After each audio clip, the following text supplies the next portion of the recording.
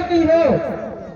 अर्थात ये जो भील टेरिटरी इलाका है, इस इलाके में हमारे बाप दादाओं ने जीत और मेहनत मजदूरी कर करके जंगल को बचाते हुए हमारे जीवन को चलाने के लिए कुछ जमीनों को खेती योग्य बनाया।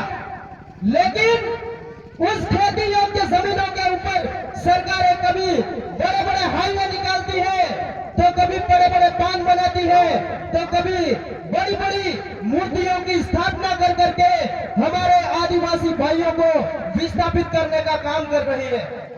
ऐसे में हमको यह समझने की जरूरत है कि आखिर यह सरकार इस तरीके की कारतूतें क्यों कर रही है।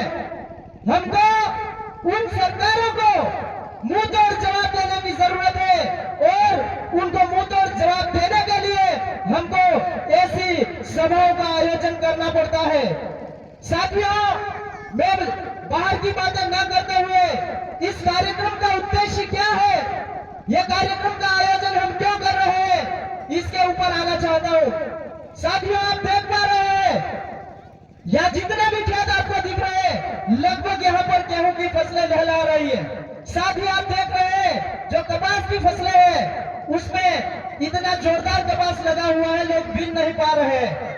ऐसे में यदि यहाँ से लगाकर उस सामने वाले किनारे तक यदि कोई बड़ा बांध बनता है, तो यहाँ पर आने वाली तमाम जमीनें हैं जो डूब क्षेत्र में चली जाने वाली है। और इन्हीं जमीनों को बचाने के लिए हम आज हमारे भगवान बिरसा मुंडा की मूर्ति का स्थापना कर रहे हैं। बिरसा मुंडा ने आजादी से पहले भी हमारे लिए जल जंगल जमीन के लिए लड़ाई लड़ी और आज हम उनके वंशज उनकी मूर्तियों की स्थापना करके हम हमारे जमीनों को बचाने का काम कर रहे हैं।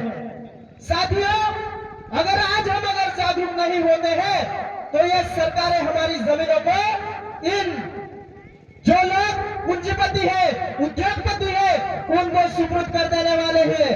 आपको पता होना चाहिए ये बांध क्यों बनाया जा रहा।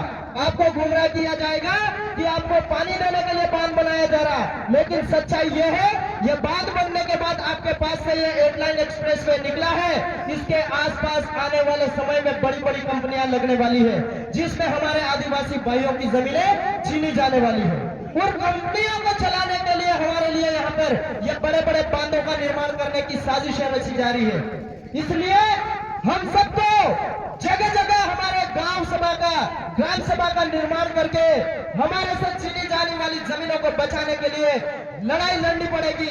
इसके लिए हम सभी को एक जाजम पे आकर के आदिवासी परिवार की विचारधारा को मानते हुए जगह जगह हमें जागरूकता अभियान चलाने पड़ेंगे। इसलिए मैं आप तमाम लोगों से कहता हूं कि जब जब जहां जहां हमारे समाज के ऊपर कोई सरकार अन्याय अत्याचार करती है तो हम वहां पर डट करके खड़े होंगे। साथ ही मैं आपसे भी आग्रह करता हूं कि जब भी ऐसे कार्यक्रम होते हैं आप निकलिए, घर परिवार से निकलिए। आज यहाँ के लोगों की समस्या है, कल किसी और गांव की समस्या होगी, परसों कहीं और की समस्या होगी। इसलिए कंधे से कंधा मिला करके लड़ना सीखे। इन्हीं बातों के साथ मैं मेरी वाणी को यही विराम करूंगा।